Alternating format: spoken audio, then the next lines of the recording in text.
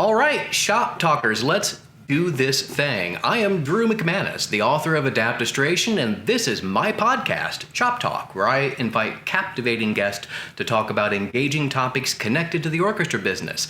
Today, we've got a curveball. We are not talking to guests plural, we are talking to guests singular. That special guest is Jeffrey Curnow, and there's a reason why Jeff is special. First and foremost, I hope you're sitting back and actually, listening to this at night, or if you're a day drinker, go ahead and pour yourself a drink, because it's that kind of conversation. But let me tell you a little bit about Jeff, if you don't know who Jeff is already. Jeff began his career in music as an undergraduate at Temple University, and after earning a Bachelor of Music degree, he made a beeline to Wichita State University, where as a graduate assistant, he became a member of both the teaching faculty and the Wichita Symphony. 4 years later, he decided that was enough and joined the internationally renowned Empire Brass Quintet. And from that period through 1995, it was a lovely time, but then he decided, nope, I'm going into the orchestra business. He was appointed principal trumpet of the Dallas Symphony, where he remained until the fall of 2001, when he joined the Philadelphia Orchestra as associate principal trumpet, where he remains today. Having said all that, we're not going to talk about any of that stuff. Instead, we're going to talk about all the other stuff that makes Jeff kind of unique, different, special. Clearly, I'm a fan, and anyone who's a reader of the blog knows I don't tend to geek out or fanboy out easily, to say the least. But first and foremost, hi, Jeff. How are you today? Hello. It's great to be here. Finally, we get to see each other and talk. It's been a long time coming. It's been years, yes. This is one of those relationships that everybody, I think, is kind of used to anymore, where we've known each other for years and years and years and years, but we've never physically crossed paths anywhere. Right. It's the age of Zoom, and I'm doing this all the time with people that I've never physically met, but only spoken to on the phone. So it's cool. I like it. I don't have to get on a plane and come out there and, hang in freezing cold Chicago. Yeah, it is actually chilly, but it's still a beautiful town, and I'll take it any day of the week over Philadelphia. Absolutely. So take that. But let's talk about that non-music stuff. I mean, let me give the actual listeners a backstory on what makes Jeff different. Today's topic is all about being a content creator before it was cool. Everybody knows what a content creator is now, especially in the age of the pandemic, where orchestras in particular and artists especially are just shotgunning out loads and loads of content. YouTube, wherever they can get it out, Facebook, and they're discovering all of the stuff Jeff learned 15 years ago when you started into all of this. And over that period of time, Jeff kind of flew under the radar. And we're going to move to a point to where you started getting recognized more, but let's start right there. How did you go from being a trumpet player, that's my gig, this is what I do, I was trained, I've got the pedigree, to deciding I want to start drawing cartoons and making little videos and stuff? I get asked that a lot, and it's not so much a transition for me, because I've always been doing it. When I was in high school, my friends and I would get together and we'd cartoon and make comic books. And when I was on the road with the Empire Brass, I did comics and caricatured the guys. And I actually did a couple of political cartoons for the Berkshire Eagle. I lived in Pittsfield, Massachusetts, and I was really into political cartoons. And we'd go out on the road for several weeks, and then we'd sit around for several weeks when we weren't touring.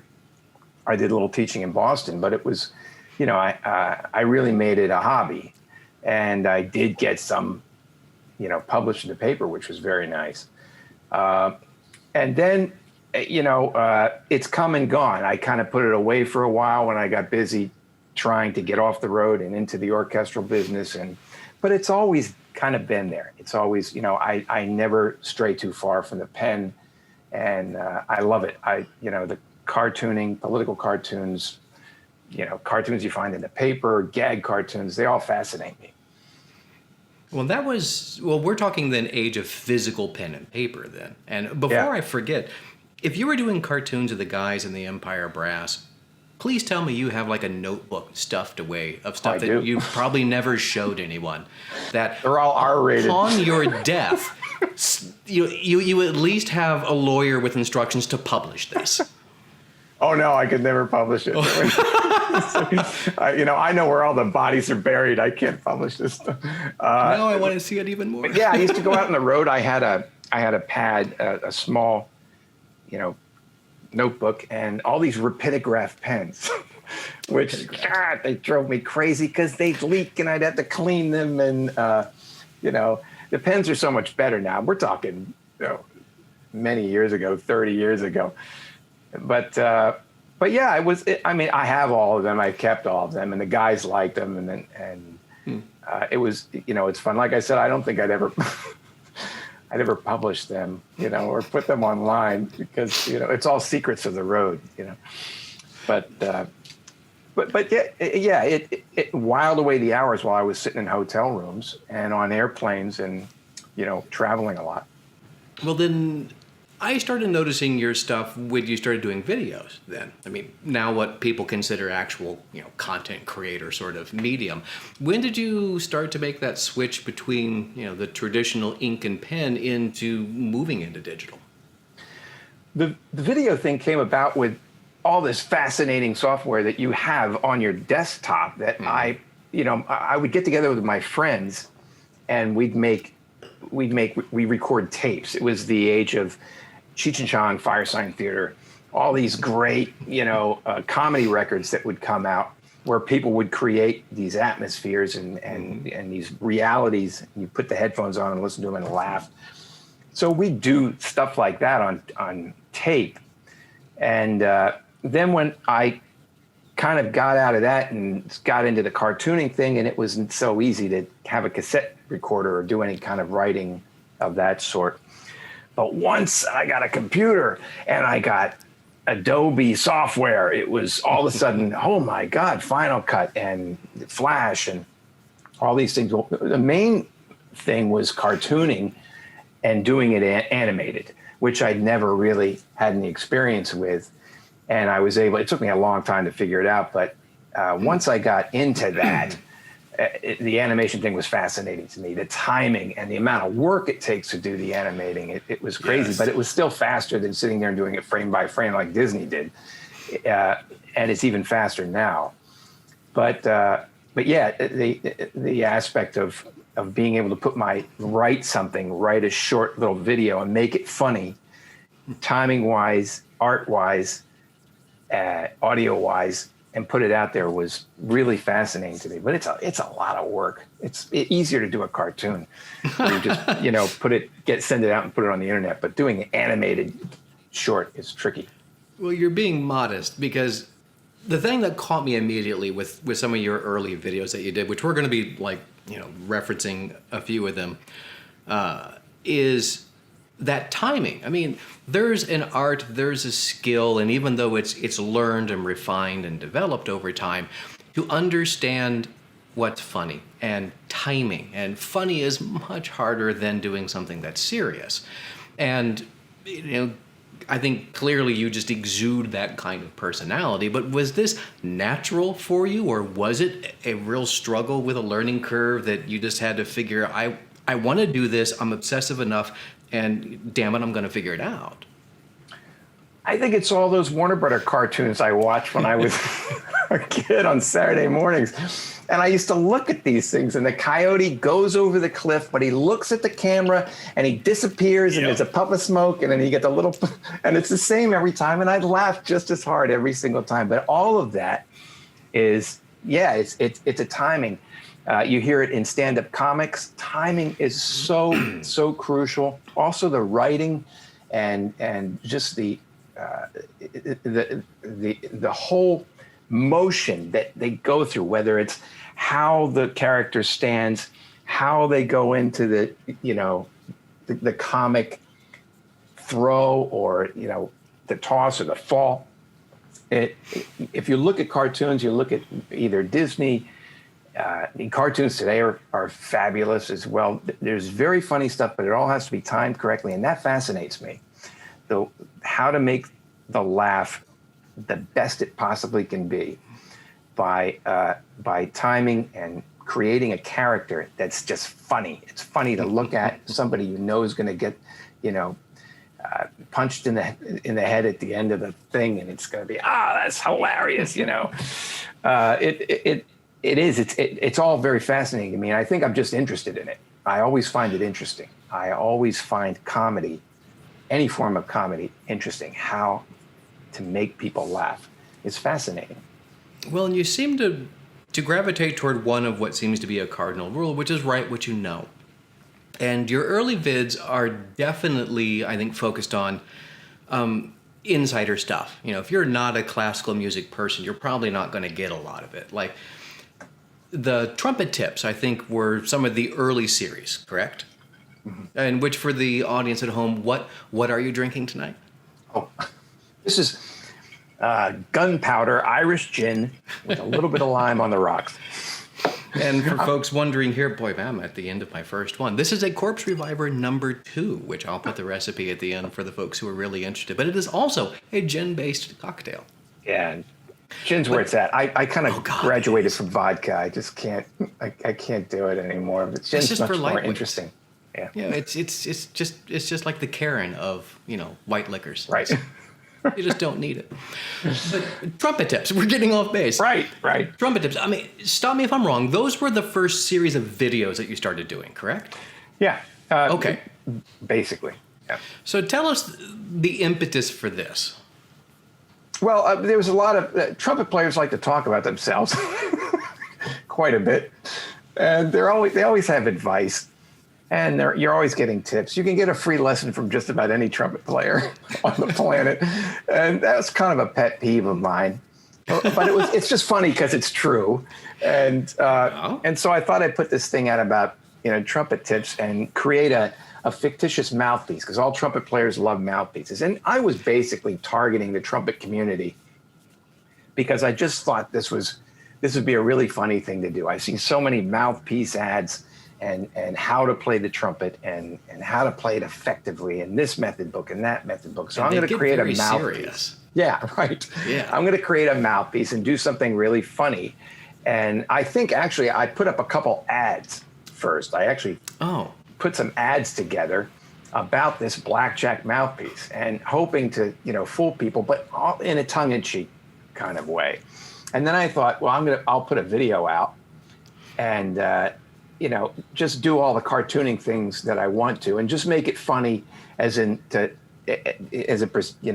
pertains to what all trumpet players do, and the way they are about their equipment, and their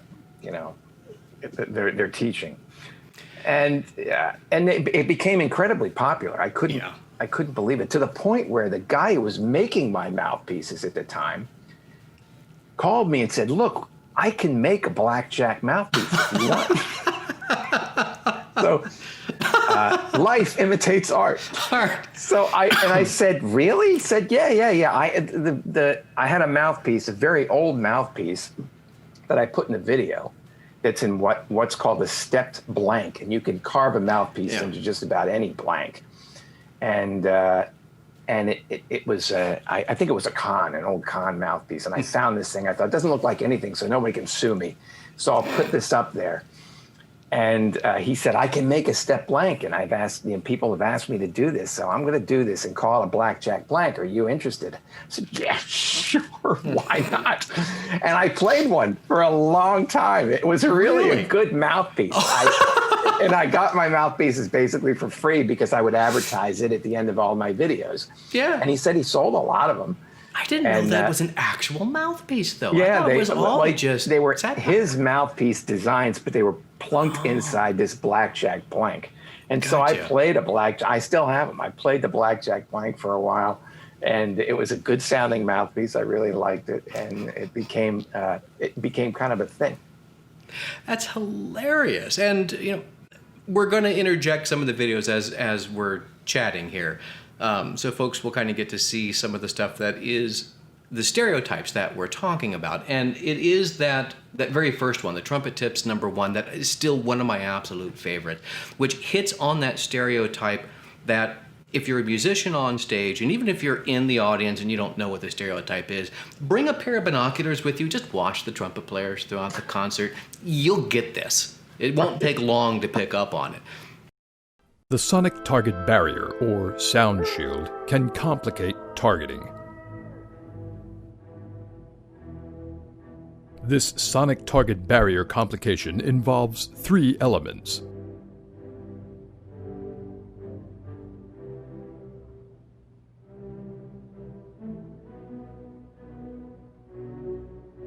As you can see, the effectiveness of targeting is compromised. The targeter may be afflicted by what is known as Doppler obstruction head-on.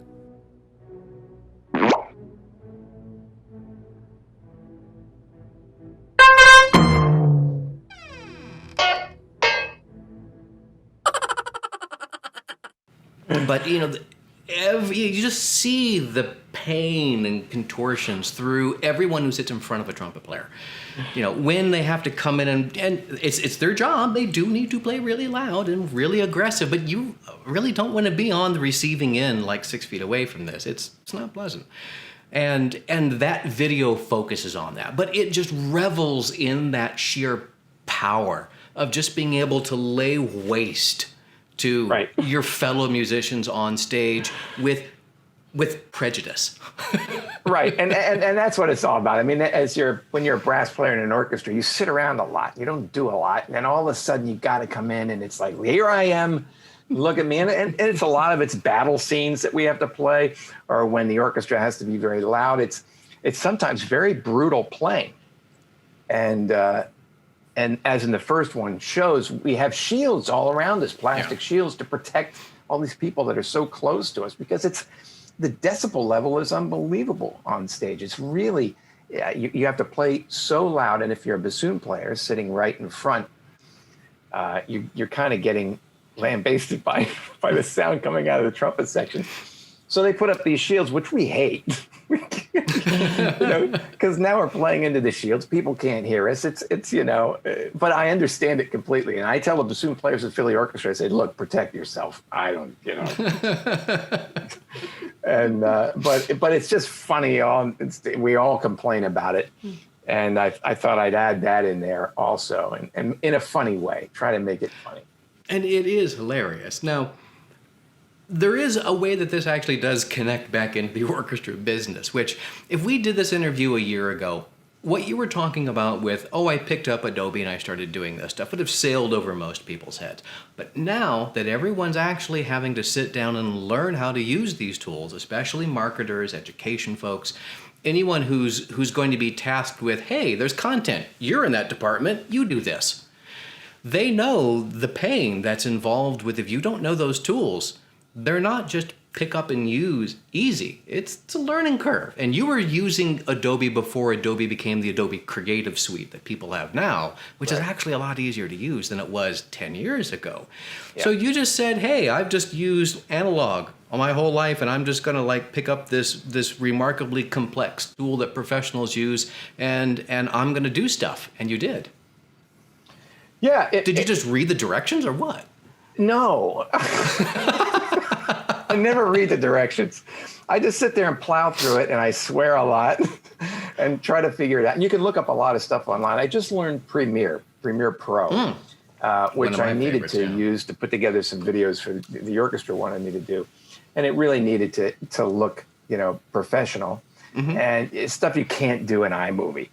So, but the learning curve, it's like, guys, sit down and just look up stuff online, go on YouTube, and there's always someone, on YouTube who can explain what they're doing. Of course, it takes them 10 minutes to explain. I'm here to tell you about this. Oh my God, it's so slow. Yep. But that's you just have to, get into Google and you can find an explanation for anything. Yep. And the online manual really doesn't help, but it takes time. It is a learning curve. You have to really want to do it, because otherwise, it's like doing your taxes. It's just crazy, and then none of it makes any sense. the way they set it up. And you, of course, would do it differently than Adobe, and you're swearing at them. But once you learn it, it's incredible how quickly you can put things together. Yes. And how effective it is. How many things you can do with it. It's really remarkable. Well, what were you doing if you weren't using Premiere to do your videos? Were you using After Effects, or was that still early enough in the day you were using Flash? I still haven't figured out After Effects. I want to figure out After Effects. It's like quantum physics for me. I get on there and it's like, I can't. I come back to it every 3 months and I'm still not there.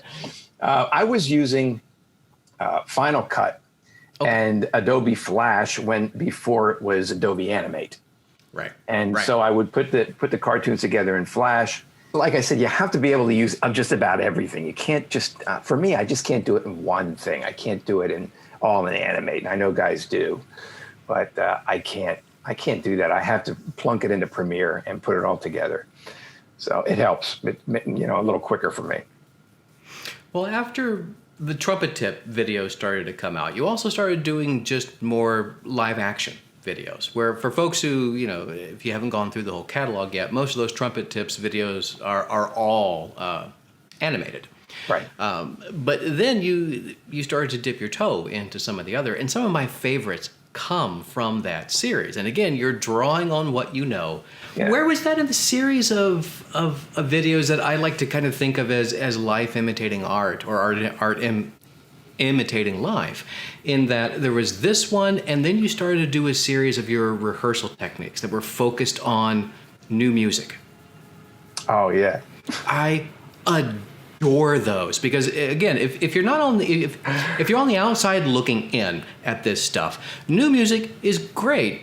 Some of the really out there atonal stuff, though, makes the pop stuff that Jeff was just talking about look like, child's play. It's incredibly demanding stuff to do. And of course, since it's all brand new, you've got no context of being able to at least even listen to a recording or familiarize yourself with it. And there's that brilliant, well, there's two in particular, but there's the one where you start off looking at the music and you create this character, and obviously you're making sure you don't hurt anyone's feelings. And that is you in the photo of the actual composer, right? Yeah. Yes. Yes. Trench coat. Trench coat. Yes. Hoover. Yes, and you've got your hair. I mean, that is some serious makeup work that you've done into this. Just for that half a second still shot. Chris Savini's our principal percussionist. And he said, I want a picture of Trenchcoat Uber. I want to hang it. I want you to sign it as him, and I want to hang it in the percussion room. He's got all this fabulous stuff. That. Oh, yes. He's got all this fabulous stuff in the percussion room hanging up. I said, yeah, sure. So I did it. I put the thing, I even put it, the agency, a fictitious agency where and I signed it, better luck next time. Sorry, you suck so badly. and he's got it hanging on the wall. But yeah, I just, it's part of it is, it frustrates me. Contemporary music, I like the fact that we're doing it. We have to do it. Mm-hmm. But sometimes it is so ridiculous what you have to do from an orchestral standpoint. I came out on stage. We did a piece. I'm not going to mention the composer. I had 4 trumpets out on stage. It took me 4 trumpets to play this piece. It was only maybe 8-10 minutes long.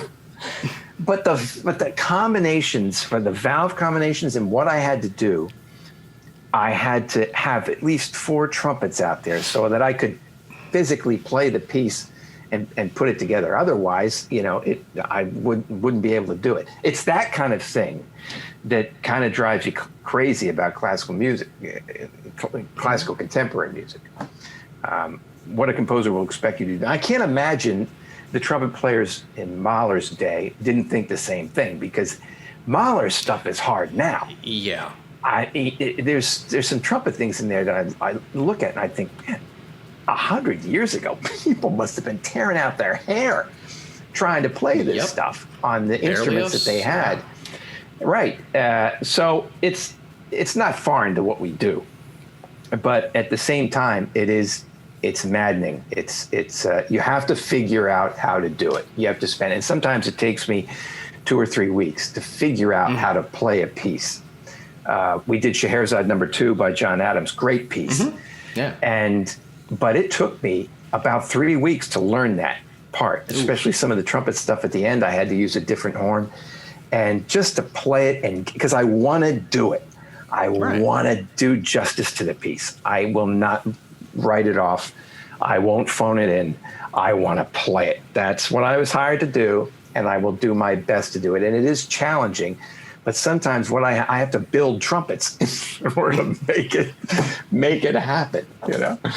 Well, and I have to imagine it's at least a bit cathartic to make the videos, to at least express that degree of, and it's not, I think, stop me if I'm wrong, I don't think frustration is the right word, obviously, but it is this degree of it takes this much effort to get to that point, to be able to give it the amount of justice that it really deserves, as though you were playing anything else. And so the audience experiences the true, purest form of what the composer hopefully intended in this. And they don't need to get tripped up by somebody having trouble with a part. But there's that spot where you actually pulled out in that video where you pull out the bolt action rifle, which I have to imagine you just was like lying around your house. And you just decided, okay, I'm going to just like take a couple shots at this. I mean, it looked like there wasn't a lot of acting involved. But there is the thing that's great about that is as with all comedy, there's got to be some truth to it. Yeah. And what makes that so funny is there are so many musicians who can completely relate to what I'm doing at that moment in the video. It makes it hilarious. And my dad was a high school band director. And he was cleaning out the high school when he retired. And there was this it's a real gun, but of course it's made for color guard. Oh. He said, you want this? Yeah, sure, I'll take that, And it sat in my basement forever. And then I was like, yeah, this is going to be great. I can use this in the video. And it's the only time I've ever used it. It's still down there, and I haven't used it since. But yeah. And when folks watch that video, you'll notice the little things that really make the video special. And more than just someone getting in front of a camera and talking in the direction of the microphone. There's sound effects. There's that bolt action sound effect. That's not, you're not getting live sound. You put that sound effect in clearly. Right. And then there was that trumpet part, which I'm imagining is something that was made up. You had to record this. And I had to piece that together. And that's what I was curious is, you either had to learn this incredibly, like almost impossible line to play, or you recorded every single note and every single, connection between them, and then, lined them all up in an audio editor, which is another tool you have to learn how to use. Right. To make the gag work. Yeah, no, and I've had trumpet players say to me, that was an incredible lick. I mean, I tried to do something so ridiculous, so absolutely ridiculous that there's no way I could have played that, and it would just be even funnier. But no, these people all of a sudden were like, wow, how did he play that? That must have been a nightmare. You should tell him yes. You should just tell him yes. Of course I played it. It took like 2 takes. It was fun. There's another video I did called Blutos, which a friend of mine, Darren Kelly, and I did. And I don't think I included it in the package that was in there. But at one point, where these 2 guys were sitting there playing double high Cs. And Darren and I, neither one of us can play a double high C. So I had to figure out a way to make it sound like it. So I recorded the part, and then I had to boost it an octave and make it sound like, and then I played it. And people said, wow, nice double C in that video. I just said, thanks. Yeah, I've been working on that. But it doesn't, that doesn't happen. You shouldn't tell people that. Just, I know. Yes. And that's how the art progresses, though. People just think something they see is the way it is, and they just figure out actually how to do it.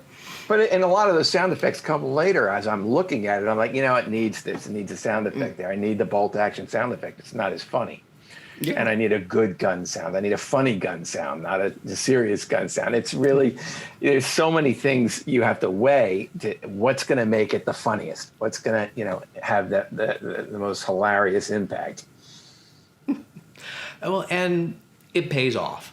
It pays off. And again, trying to keep circling back and connecting this to the orchestra field. Yeah. These are all the things that content creators and those marketing departments are trying to figure out right now is, yes, it's lovely to have a budget to be able to go out and throw at a professional production crew to be able to do this stuff, but not everybody has that benefit.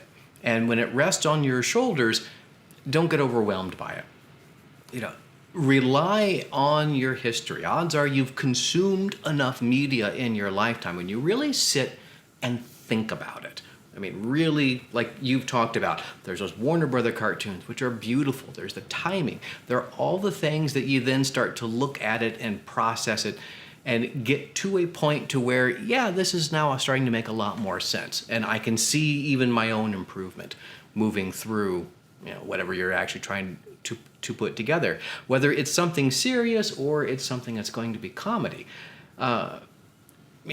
It can be done. And what I'm hoping also with the pandemic is, right now it started off with everyone shotgunning content out. And a lot of it was honestly pretty crappy. It just wasn't very good. Low quality, people realize some obvious stuff like, you got to have a good microphone. You have to have a decent location to be able to get a good sound if you want to do live kind of performances.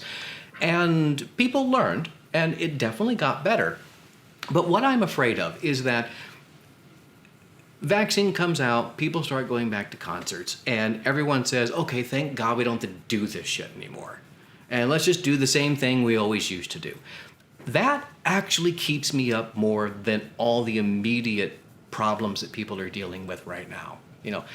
As someone who's gone through the whole content creator process yourself, do you even think about this kind of stuff? Does it mean anything to you, or what are your views? Well, I think the pandemic has changed a lot about the classical music business because this is the first time we've really been completely shut down. I mean, and it's devastating to the industry because there's no concerts being played, and that's what we do.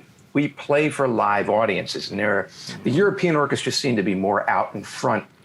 Berlin Philharmonic has a fabulous online content, and their concert stage is just brilliantly put together.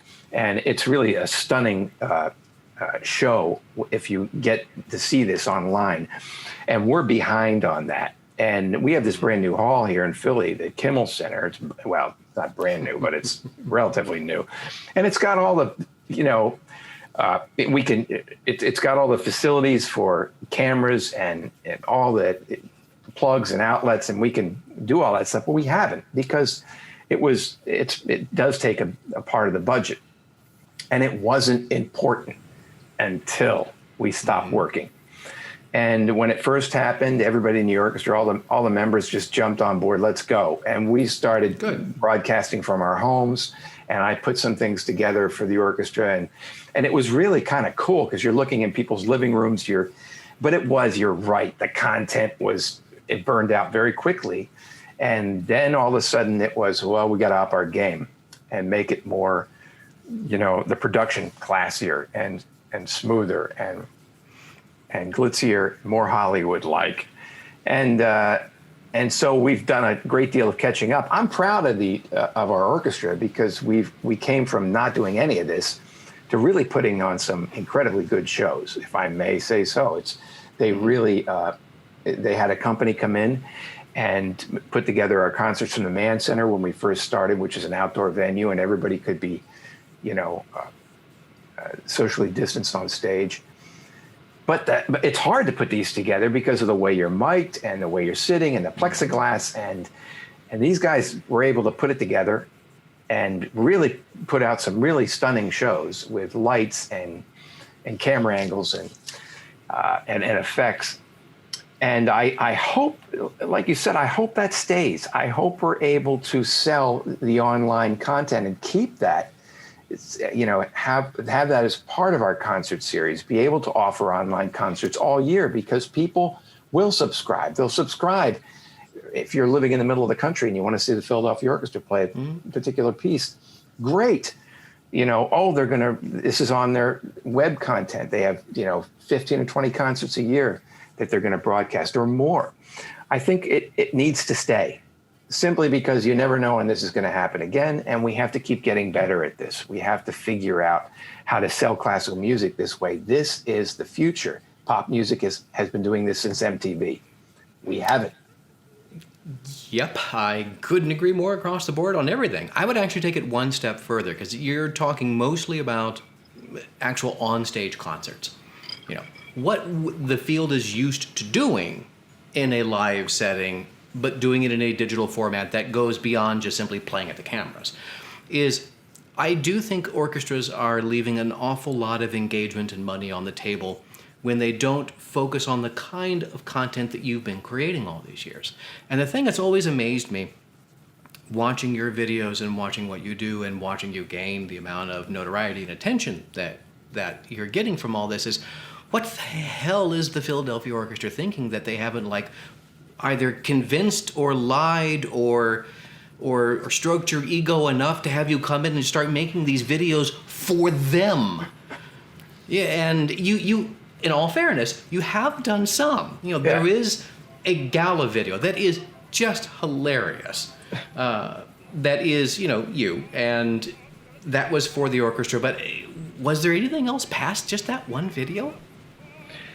Well, I would, Stig ask me to do videos, and I would say, sure. And then I'd put something together, and I'd think, they're never gonna take this. That gala video that's crazy.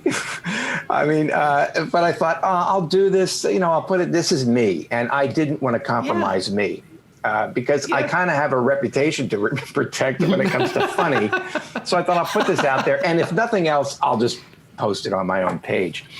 But oh my God, this is awesome. Yes, Good. We'll do this. And then I did another one actually for the Gramophone award that we got. We got Orchestra of the Year award from Gramophone. And I had a talking Beethoven bust. And, he was introducing this and that and tried to make that, funny. And then another one I did, they wanted me to do something about being able to hook your TV to your iPhone and being able to watch concerts online, which people don't really know how to do. But it was always, they made me an honorary member of the development department because they'd say, wow, this is awesome. I also did a cartoon for them to send to donors when it first started. They wanted a cartoon. Okay. So, I put these things together and because it's for the orchestra. I love the orchestra. But you're right in that they just don't think along those lines. They're not thinking along the lines of the internet and what appeals to people on the internet. And no matter how good my stuff is, you're still the dog sitting at the family dining room table eating a plate of spaghetti is still going to get more hits than anything I could ever do. But it's funny. It's funny and people can relate to that. And if you Relatable. Can, just from an advertising standpoint, if you can be something that's appealing and funny, which classical music isn't. It's not supposed to be funny. And it should be now, I think, in order to just take kind of the dressing down from it, the pretentiousness off it, and have it appeal to, everyday people who you can just chuckle at this and say, hey, I get it. This is kind of cool. Let's check out this concert. This is it. You're meeting them on their own terms. And right. That's something that, take for example, Netflix. Netflix throws a shit ton of content out. And some of it is really wild. If you've ever watched Love, Death, and Robots, holy fuck, wow. That's some intense stuff. But it's great. Not everything resonates with me, but I'm amazed at what that series does and the risks that it takes and the connection that it has, because it brings all this really complex stuff, and most of those episodes are all animated too. Right. And it's the one thing that orchestras I know do have a lot of anxiety about, because they're always worried about what that core audience, what's that 78-year-old large donor going to say? She's going to get really mad because you did this. And, I had heard through channels that at some point there was one thing you actually got filtered out of a proposal, which when the orchestra was having musicians put together the pre-concert announcements. you put something together, but that ultimately didn't quite make the cut. Yeah, well, they wanted the big thing now is you get members of the orchestra to introduce the concert. When you walk into the concert hall, they sit down and tell you that, there's a voice that comes over and says, please turn off your cell phones, enjoy the show, stay in your seats until the lights come on, that kind of thing. So they thought, well, why not have orchestra members do it, which is a great idea. And then you have voices from the members of the orchestra on stage playing on these intercoms in the hall. And just, they decide to write some funny things. And they wrote me one. They said, would you do this? I said, yeah, I'll do it. And I looked at it, I thought, well, it's good. It's not me. So I'll just send them one. Well, I put one together as the voice of God. So you come in and you sit down, this is the voice of God. And I had the Hallelujah chorus playing in the background. And then later, St. Peter calls in and says the angels are on strike. And for crying out loud. And the whole thing was, and they liked it. I said, yeah, it's funny. It's great. It's never going to go on the intercom in the Kimmel Center. Oh, my God. So it's like, okay, I get it. And there's nothing I can do because I don't want to be the guy who takes the fall if it happens to go badly. So I'd like them to make those decisions. And that's fine. But I think it would have been hilarious. And I think, people would have thought it very funny. Would it have won up the show? Maybe. Well, maybe everything would have been downhill after that. Inspiration to do better with artistic programming, isn't it? And don't phone that in. It's not what do we have in the library. It's you put some effort into this. But I think actually, whether you realize it or not, you touched on something. And Philadelphia has had its share of labor disputes that have been particularly unpleasant for all involved. And it's a sensitive topic, and no one likes to talk about it in any kind of public forum. F that. If you had actually worked in a strike joke with St. Peter in a pre-concert announcement, that would have humanized everything. Right. It also would have let people know you don't have to split off into all these, camps and bubbles and everything else. Ultimately, in the end, we're still all part of one big family. And we're all looking toward one ultimate goal, no matter how much trouble and bullshit we have to go through to get there at some point in time. I hope maybe one day they'll actually put that back up and consider it, and it's not lost to the ether. It's a copy is out there somewhere. I don't know. A lot of what I do when I do something like that, especially cartooning, there's so much rejection in the cartoon industry. I just spent about 30 hours putting 10 cartoons together for the New Yorker. Which has nothing to do with music. But it's I love New Yorker cartoons, and every once in a while I get, I don't have a lot of time to sink into doing these things, and I should send more, but I'm just gonna put these together and send them in, and they all get rejected. I think it's delusional to think, because they probably get 25,000 cartoons a week, and they have to sift through all these things, and I don't. Know the process, but I can imagine it's daunting. But as I put something out there and it gets rejected, you have to understand that's part of that business. When you're a musician, it's a little different because you go out there and you do a concert and everybody claps. Maybe you get, one audition after another, but when you're in the comedy side of things, there's so many things that can go badly. And the more I study about stand-up comedians who go in and try their material at smaller clubs, just to see what works and what doesn't, and the amount of work that goes into that. Okay, throw this out, keep this, hone this, figure out how to make this joke better. That kind of, when it comes to writing, whether it's for a movie or for a TV show or stand-up comic or a cartoon for that matter, sometimes you have to look at a cartoon 4 or 5 different times to see if it can be funnier, to see if you can make it funnier, and then if it gets rejected, it's like, okay, you put that in a corner and just come back at it again. It's just crazy, but you get better as you're doing it. And, I submitted this to the orchestra. It didn't work. But I got better at it. I got better at writing something. I got better at putting something down. I got better at trying to make something funny and trying to do something. And if you can take what's in your head and put it on paper or put it in, in a video or even in a recording, you're going to be better by listening to it. You're going to be better by looking at it. You're going to be a better artist. And that's what you have to do. You have to keep at it. You have to keep doing it, because you'll eventually get better, even though you're getting, rejected. So it doesn't hurt my feelings so much, but I do think, if we could loosen things up a little bit and laugh a little bit more at the concert hall, people might be more apt to come in and see that it's not such, not an affair to be afraid of, like you're going to a high school chem class. And this is not a new concept. I mean, anybody who's ever seen a Marx Brothers movie, right? Her name just went right out of my head. They always give her the same name, like every movie. The wealthy dowager character. Oh yeah, I forget. I know what you're talking about. Exactly. Same character. It's the same stereotype Right. we make fun of today. It hasn't changed, but yes, you can make fun of it, and not as to harm someone or necessarily like disparage them.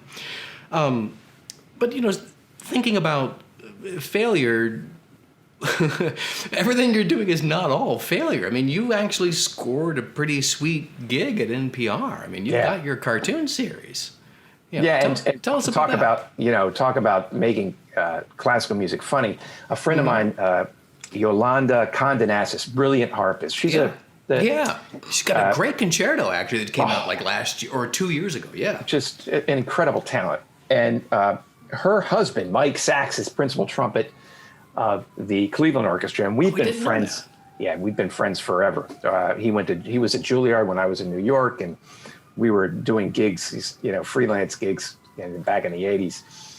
And we've always kept in contact. And he called me up and said, my wife is one of your biggest fans, your cartoons, because I would put these cartoons that dealt with just classical music up on my Facebook page. Mm-hmm. And she introduced me to the editor at NPR, Tom Huizinga. Mm-hmm. And I think that's the way he said it. Mm-hmm. Forgive me, Tom, if that's wrong. But you're getting canceled. Right. But she said, look, my friend here at NPR is the editor, and I think your cartoons would be great on their Facebook page. I think it would work out really well. I thought, oh, great. So we kind of got together and talked a little bit, and he said, well, could you give us, 2 cartoons a month? I said, I could try for 1 a week if you're into it. He said, sure, great. Because I wanted that pressure. I wanted to have a demand or a demanding schedule as a cartoonist. I wanted to make sure that I had to come up with something every week, which isn't always easy to do. Yeah. So I did. I forced myself into this regime so I could sit down, a regimen, I should say. I could sit down and try to figure out how to write the cartoons, draw the cartoons, and get them in by the Friday deadline. And it was a little crazy at first, just figuring out how to do that. But part of cartooning is writing. And anyway, it's worked out really well. I've been doing this for 5 years now, and wow. It's a lot of fun, and they're very well received on the page. And I get to poke fun at classical music, which is really fun to do because it is so pretentious. Mm-hmm. And it's so easy to find ways to make fun of its musicians, classical music musicians, mm-hmm. classical music, whether it's conductors, composers, mm-hmm. young and old, concerts, anything, you name it. I try to take things apart and make people laugh a little bit at the classical music biz. And because I think, it's not that I'm trying to change it in any way, but I think it's needed. I think it's constantly. Yeah. I write almost regularly about the fact that how much classical music needs to just lighten the fuck up and relax. Right. People seem to forget Victor Borge was really popular. Very popular and a brilliant comedian. Oh gosh, Brilliant yes. comedian. He had everything, but it was all the same stuff. He focused on stereotypes. That's why people found it funny, and even if you didn't know anything about classical music, you still found it funny because that's how strong the stereotypes were. And PDQ Bach, brilliant. Yeah.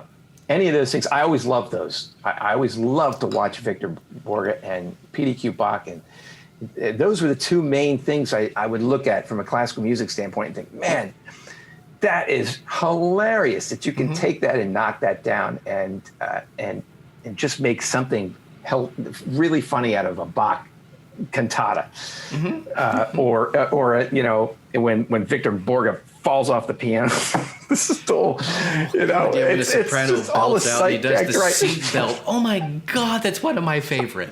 One of my absolute favorite. It's just hilarious stuff, and you know, that kind of thing.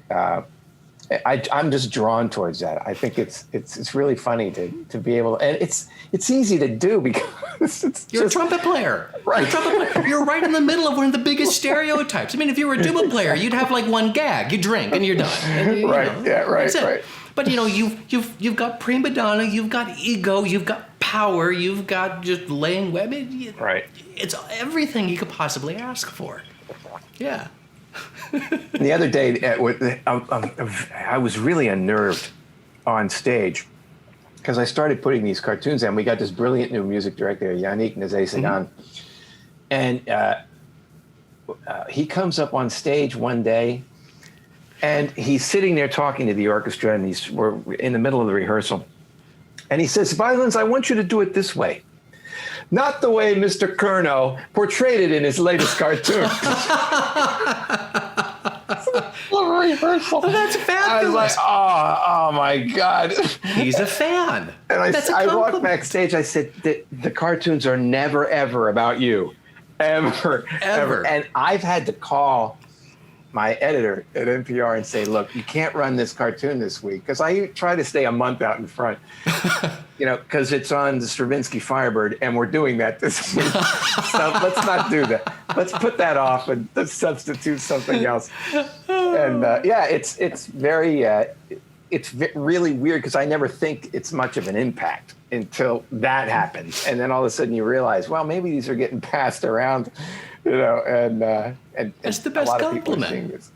Yeah, I mean, and he's so cool. He's so great about it, and he thinks they're funny. You know, he's every once in a while he'll chime in a comment, but it's you know, you don't want to. It's a fine line because you don't want to insult any of your friends, and you want to make it a real stereotype that everybody can relate to.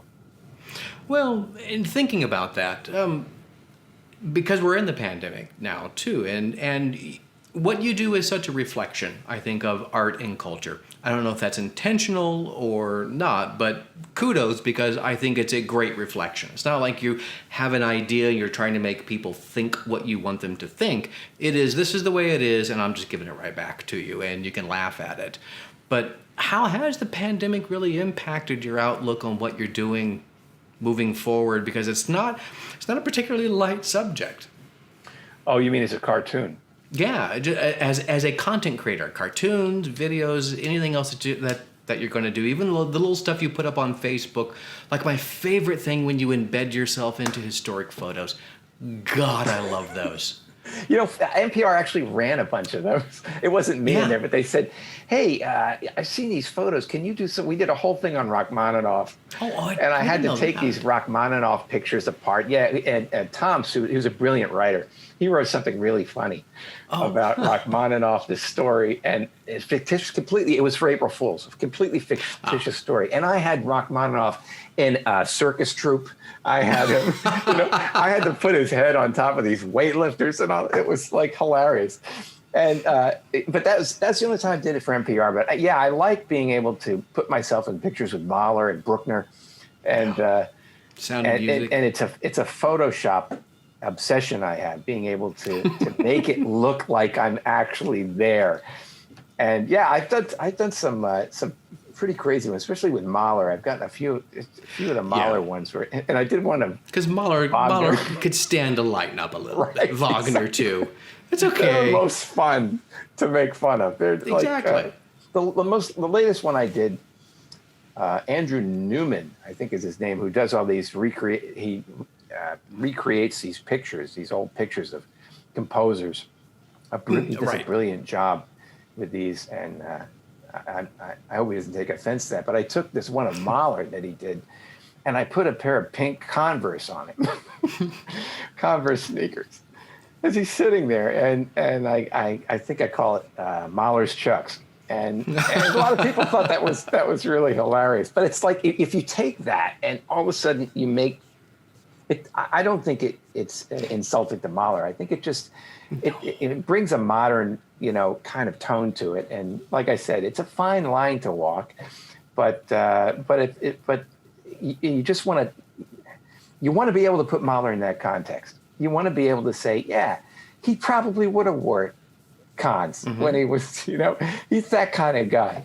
So yeah, that's always been fascinating to me, being able to do something like that. Well, that's a good angle, which is like one of my favorite comedic writers has always been Mel Brooks. And Mel Brooks, there was a fabulous interview where he talks about you can use comedy to disarm the most horrible things in life, like Hitler. You take away his power when you laugh at him. But you can also humanize the things that people need to connect with better by using humor as well. Exactly. Watch Blazing Saddles. Right. Fabulous example. And, I'm watching your content coming out, which is now primarily through Curnow cartoons and the stuff that you're doing for NPR, which is mostly the same thing. And that pandemic that I was talking about earlier, that interweaves quite a bit with that heavy duty topic stuff that Mel Brooks hits. Right. As well. How much is that, now that we've gone through almost an entire season of that's just gone into the ether, how is that kind of creeping into your, thinking, your mentality, your work, or is it at all? That it freaked me out a little bit when all of a sudden I couldn't do cartoons about classical music without including the pandemic. And when March hit, it was front page news and everywhere, and we were not playing. And there was no way to avoid it. I just couldn't ignore it. So now, since March, almost every cartoon I put out has been on the pandemic and how classical musicians are dealing with it. The ups, the downs, all the little things from teaching on Zoom to trying to, put together concerts on Zoom to trying to put together concerts with plexiglass. I've tried to keep laughing at it. I've sent him a couple cartoons where he said, you know what, this is a little sensitive. Like I sent him a cartoon about the fall of Columbia Artist Management. And I was just shocked by that. I couldn't believe it because I was with Cammie. The Empire Brass was with Cammie. Oh, and I knew the Doug Sheldon and the Sheldon Agency. And that was just, that was the place to be. And if you made it to Columbia Artist Management, you really made it. And that was gone. And he said, it's a little too raw. I mean, I can't run this. And I sent him another one, a New Year's one recently, which he said, there's the sentiment here I can feel, but it's really a downer. So I have to keep it. It's tricky to do. And I think in January, I talked to him and I said, let's get away from the pandemic. Let's do some silly cartoons again. And we'll do a couple silly classical music cartoons and see where the pandemic is going, just to give everybody a break, because I think now everyone's looking forward. And with the vaccine, and it's like, okay, we're kind of looking to get out of the woods on this, and let's just think about classical music the way we always have, and how we're going to repair this, and how we're going to come back and bring live music back, and how it's going to be the way it was. I'm not sure that that's going to happen for a while. I think audiences will be hesitant to come back. They'll want the concerts. They'll want to come see live concerts. But now there's a new variant in the virus, and I'm not sure when everybody's going to get a vaccine and when that's all going to happen. I'm hoping that by September, I'm hoping that by the summer, we can be doing concerts again, live concerts. But from a cartooning standpoint, I think I'm going to try to get away from that just simply because I think people don't want to deal with it anymore. People don't, it's not something that people want to be thinking about anymore. So let's get back into, it's like Jimmy Kimmel. When do we start laughing after 9/11? Was he there in 9/11? Probably not. The comedian Jay Leno said, when is it good to laugh again after 9/11? When is it good to come back and start, just being silly and having fun cartoons? And that's, I'm kind of dealing with the same thing here. When is it time to come back and laugh again and be able to forget about the pandemic? And I'm hoping it's soon. I really do. I think it's sooner than people think. Personally, it's just my own opinion. I hope you don't walk away from it forever because it is a part of everything, and you can't ignore it. That only actually makes it, I think, more anxious. Right. And I remember that Jimmy Kimmel interview, actually, and I remember thinking when he was talking about that the first time, my mind went immediately to that Comedy Central roast of Hugh Hefner, of all people, which was the first thing Comedy Central did live after 9/11. And the whole thing was, let's laugh again. And there was that joke Gilbert Gottfried did that completely bombed, and it just shut the entire audience down. As he said, I was going to be earlier on the dais, but my flight into the Empire State Building was delayed. And of course, it was just like crickets. And of course, he didn't know what to do as a comedian. And as a brilliant way to pivot out of this, and you have to be kind of meta to get this reference, but he decided the only way to get out of it was to do his version of the Aristocrats joke, which is something comedians do not do live for the general population. That's the joke among comedians. Right. But it was then a huge hit. And it let everyone realize, yes, of course, this is what we're supposed to be doing, which is laughing. And even though that was a very serious thing, and it was within the first 2 months of that disaster, it still kind of grounds us. And granted, I'm happy to be in that first line of soldiers that gets wiped out and on this kind of stuff. But I do hope you and encourage you to at least try to put something into it, even if it's the anxiety of, aren't we tired of this? Well, no, I'm not. Here's one more joke. Yeah, well, comedy has to be a little dangerous, I think. I think you kind of got to be on the edge. But it's like if it bends, it's funny. If it breaks, it's not. And it's that edge that you got to walk on. That's tricky. Ricky Gervais does a great job at that. Yes. He does a great job at just dealing with really difficult subjects and making them funny, but it's in the way he delivers it that you feel like it's okay, that he's as much in pain as I am about this, and it's kind of looking at it through his eyes, and it's very difficult to do that. You find a comedic master when somebody can bridge that gap. It's very destigmatize. Right. And that is the hardest comedy to pull off. That episode or that series that he has on Netflix, which is about suicide. Right. And a character who is suicidal because of profoundly depressing things that happen in his life that are beyond his control. And it's a comedy. Hey, how about that? And it's a good comedy because it is reflective and it is introspective. And God, if there's one thing that musicians are great at, it's being introspective, because that's what they're taught to do, for better or for worse. And I think all this comes out in your work. People like Victor Borge, I think, were great for people to see and follow and move in. And, I know you're just a trumpet player, but I hope people see that in the same way and move in that direction. See, that was comedy there. I belittled your position, even though you're in the Philadelphia Orchestra. Yeah. I think of myself as a poor, starving cartoonist. Well, that's another stereotype. It doesn't matter if you make it into like the Philadelphia or Chicago or whatnot. You go play a gig somewhere, you're loading up your case with sandwiches from, you never forget that. You got the plastic bags in your pocket.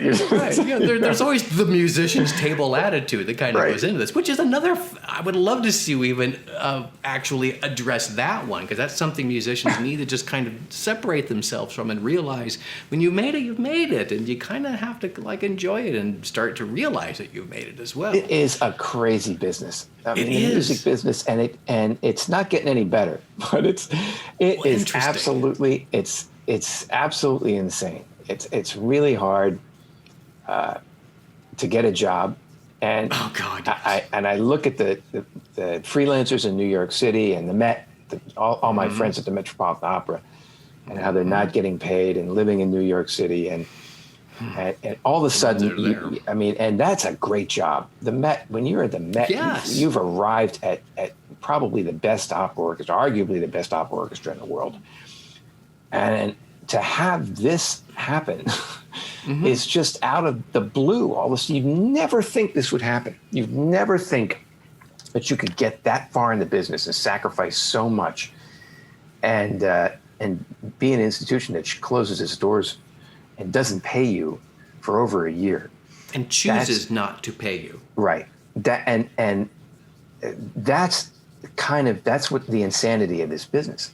I mean, you work very hard to make it as a freelancer in New York City, and you're playing a Broadway show, and you're bringing home a great paycheck, and you're living in one of the greatest cities in the world, and then all of a sudden that paycheck's gone, and you have to.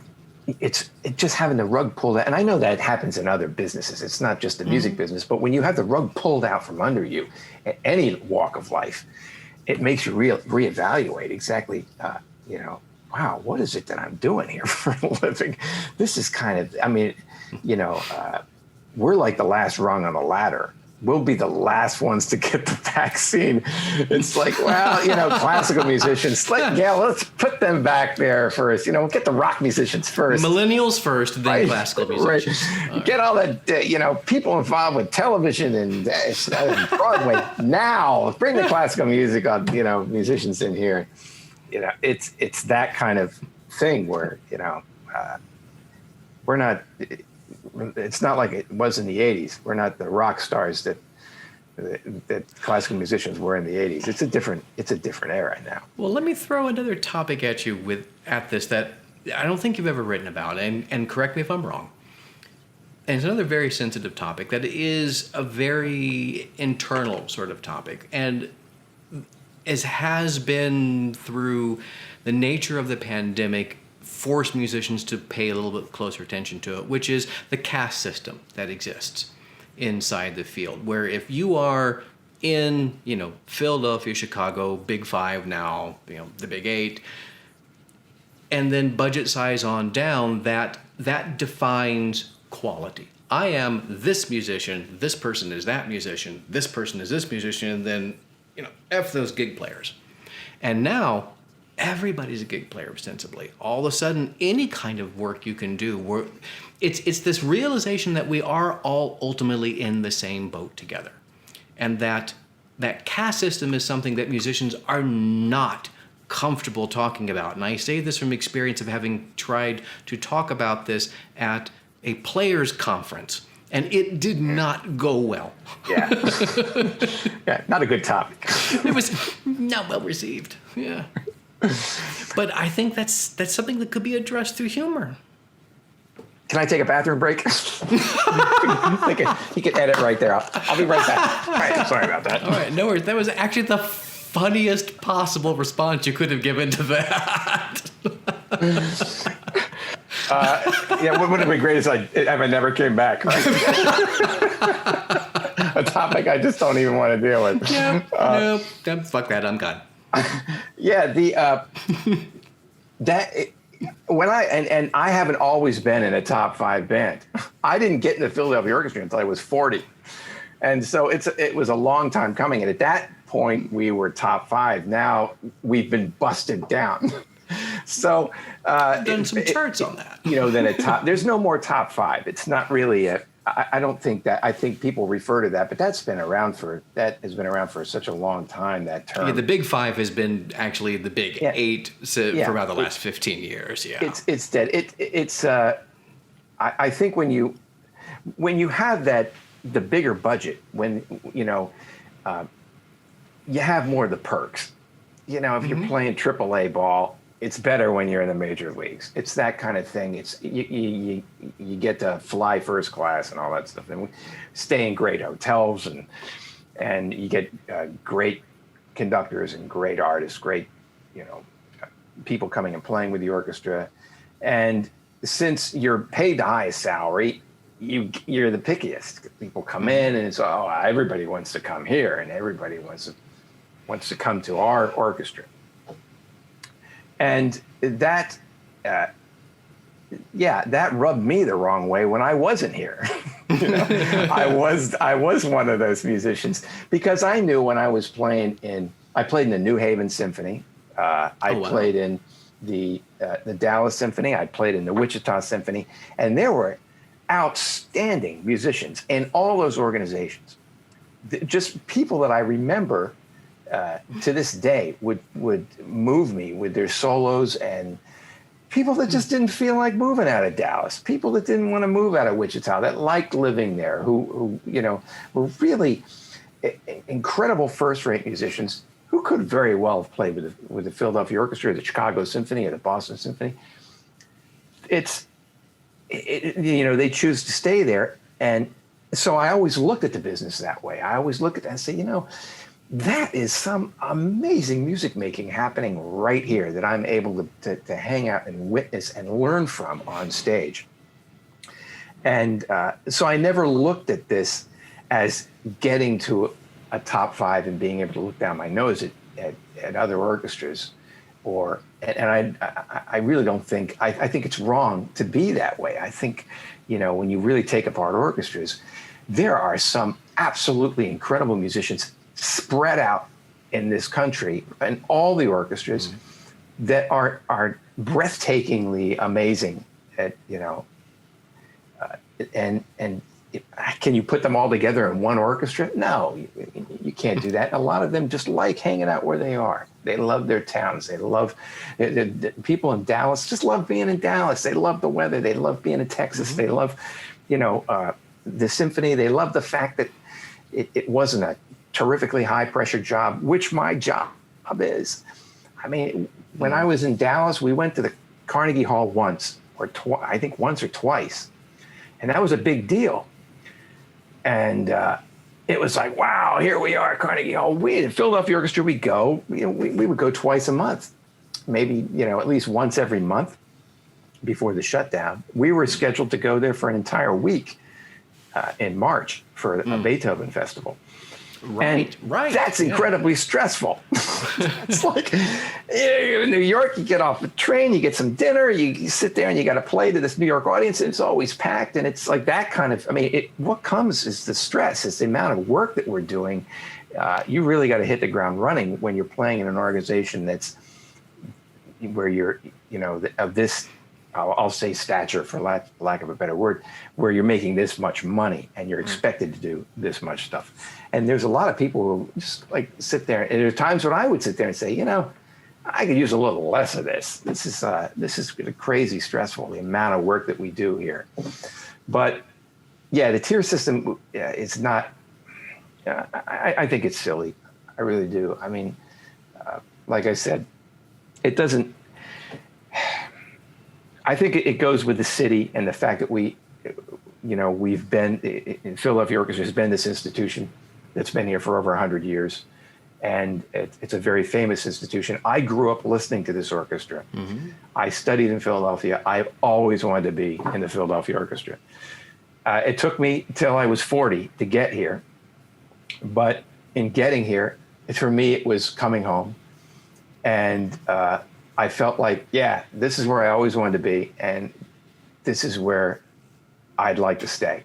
I don't want to go anywhere from here. I like this. We go through a bankruptcy. I still want to stay here. I like the Philly Orchestra. I love the sound. I've always loved the strings.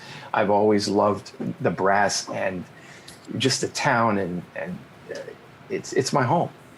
And for me, that's what it's all about. Finding a place where you're comfortable, hanging out there and making great music. Well, and to be fair, it is decidedly not a Philadelphia centric phenomenon. Right. Yeah. True. Right. It is decidedly, throughout the entire field. I mean, we could have an entirely separate conversation about this. Right. But I do still think and hope, and I'm still going to push and encourage you to move in this direction. I think there's untapped humor there, and there's something that has an actual grain of both education and realization through the humor. Yeah, it's tricky because when I first started, I would send cartoons like that to Tom, and he'd say, "That's a little inside baseball for us. I've got to find something that appeals to the average classical music fan. He wants to keep it that broad. Every once in a while, I'll sneak something in. I'll say, oh, come on, this is, And ask him if you've ever watched the movie Moneyball. Right. You can't, my God. Right.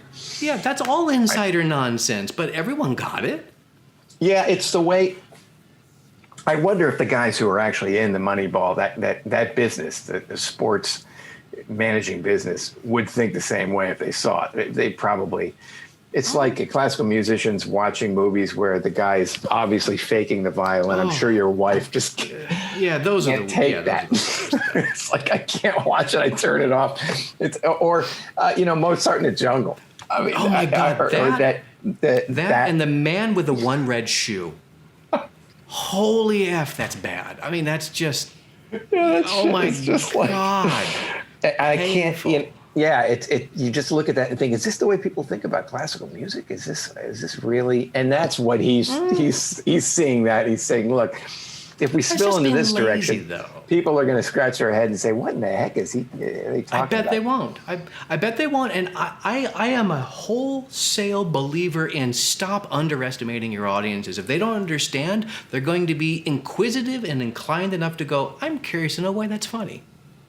Well, I tend to agree with you. I mean, you got to.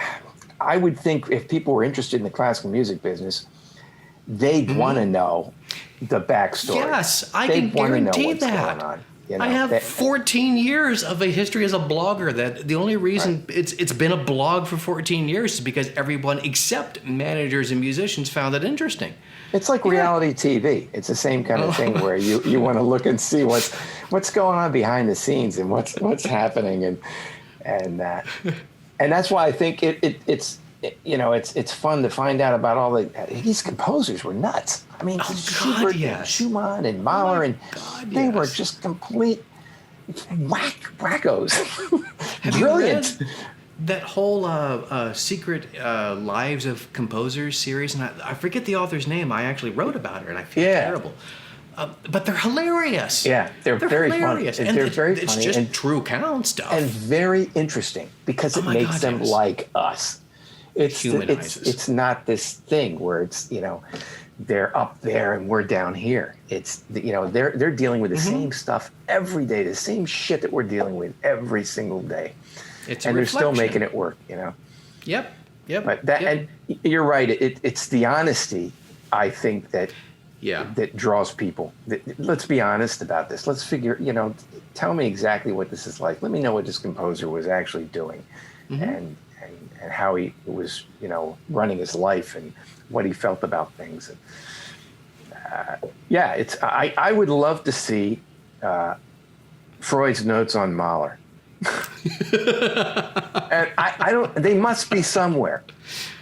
Yeah, they've got to be. They've got to be locked in a basement somewhere, and just to what the heck the guy talked about when he was. It couldn't have been about his wife all the time.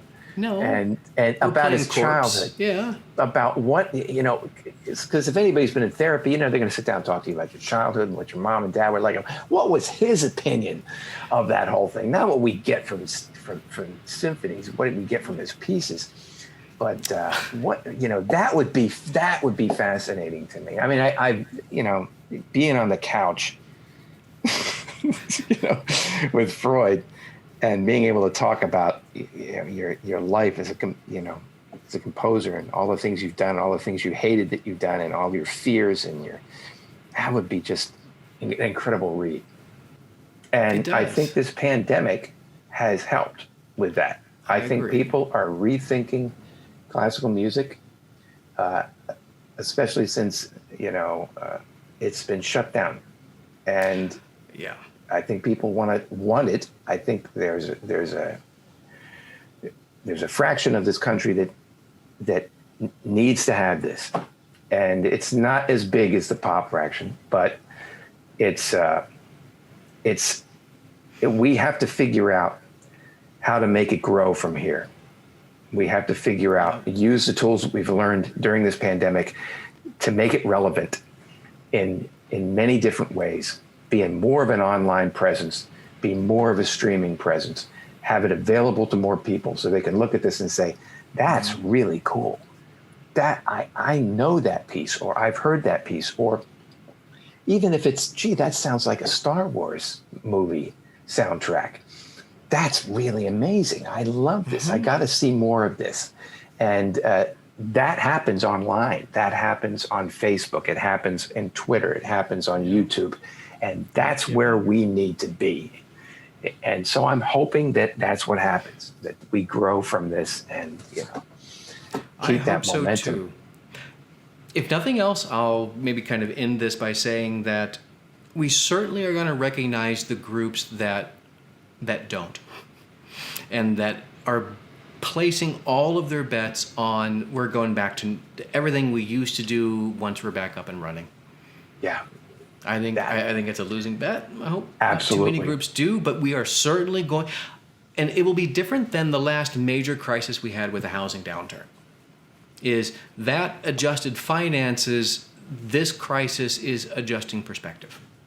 Exactly. And if it took a pandemic to do that, then that tells you something right there. Yeah, it was the thing perhaps that dynamited this industry out of its seat and got it moving again. Yep. And that's a silver lining. I hope so too. Well, and on that note, I am now officially through both of my cocktails. Wow, man, you're way in front of me. Holy shit, man, you are a lightweight tuba player. I'm talking to you. I could talk to you forever. I could just sit here and just shoot the shit and keep going. I'm going to do some serious drinking when I'm done. Well, Jeff, thank you. This has been great. Spending so much time. This is even more than I was planning on taking, and I don't even think I'm going to edit it. I'm just going to throw the whole thing out. Well, this has been great. This has been so much fun, and thank you very much for inviting me. I love the adaptation. I think it's fabulous. I'm going to confess, I go to you sometimes. I go to your site to get ideas for cartoons. I hope you don't take offense to that. I want to see what the topics are. God, yes. Thank you. I love that. If it has purpose for use and I got to do the research, pull off of each other, I think that is great. It's the way good art should be made. So I hope we get to do this honored. again in person at some point. Yes, at some point in time, hopefully soon. All right, everybody. Well, on that note, we're going to let it go. I'm going to stop the recording, and I hope everyone enjoyed this conversation certainly as much as we had making it. Bye-bye.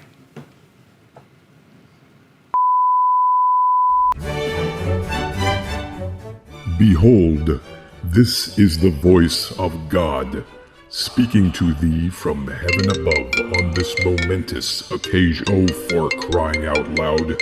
Just a moment. What is it, Pete? What? The angels have unionized? Good grief. Listen, I'll have to deal with this later. Okay, thanks. Sorry about that. Where was I? Oh, yes. Perhaps this would be a good time for thee to silence thy cell phone. Also, thou shalt not photograph or record this performance, but thou is encouraged to take pictures before the performance, during intermission, and after the concert, posting these on social media and tagging this magnificent orchestra would please me greatly. To keep thee safe, please remain seated at the conclusion of the performance until I let there be light. I say unto thee, be fruitful, multiply, and enjoy the concert.